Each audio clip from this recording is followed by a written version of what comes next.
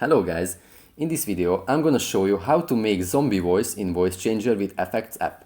But first I just want to mention, do not forget to subscribe to my channel, because at 100,000 subscribers I'm gonna show you my whole YouTube revenue statistics and growth strategy and how to make money online. Now let's jump into it. First of all, let's open the app. As we can see, here we have a lot of options, but first we need to record something. For record an audio file, we have to press the microphone icon on the top center.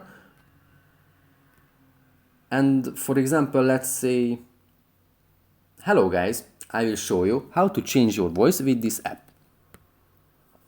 Now we could choose from a ton of different effects. For the zombie effect, we have to scroll down a little bit and search for the zombie option, and we have to press the play button next to the zombie text.